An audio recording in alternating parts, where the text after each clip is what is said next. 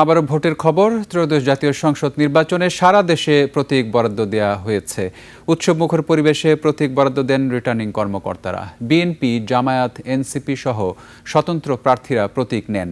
বৃহস্পতিবার থেকে শুরু হবে আনুষ্ঠানিক প্রচার। প্রতিনিধিদের তথ্য ভিডিওতে ডেস্ক রিপোর্ট।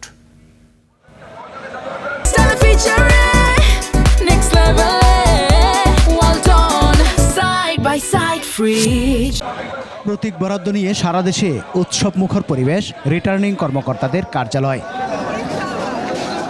ব্রাহ্মণবাড়িয়া ২ আসনে আলোচিত স্বতন্ত্র প্রার্থী ব্যারিস্টার রুমিন ফারহানা পেয়েছেন হাঁস প্রতীক। জেলার ৬টি আসনে ৪৮ জন প্রার্থী পেয়েছেন তাদের প্রতীক। কোনোভাবে কালিমালিপ্ত করতে না পারে প্রশাসনকেও সজাগ থাকতে হবে।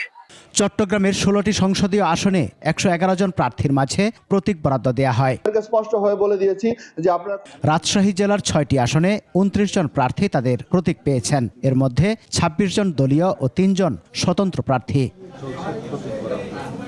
খুলনার ৬টি আসনে ৩৮ জন প্রার্থীকে প্রতীক বরাদ্দ দেওয়া হয়। বরিশালে প্রতীক পাওয়ার পর প্রার্থী ও তাদের সমর্থকরা উচ্ছ্বাস প্রকাশ করেন। ময়মনসিংহ জেলার ১১টি সংসদীয় আসনে ৬৬ জন প্রার্থীর মাঝে প্রতীক বরাদ্দ দেওয়া হয়। সিলেটের ৬টি সংসদীয় আসনে ৩৩ জন প্রার্থীর মধ্যে প্রতীক বরাদ্দ দেওয়া হয়।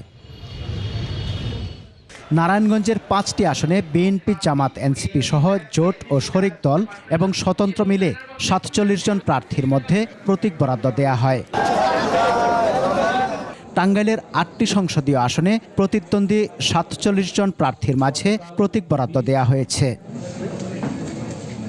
এছাড়া কিশোরগঞ্জ, নেত্রকোনা, জামালপুর, নরসিংদী, পঞ্চগড়, লালমনিরহাট, নীলফামারী সহ সকল সংসদীয় আসনে প্রতীক বরাদ্দ দেওয়া হয়। সমার ইসলাম, ২১ টেলিভিশন।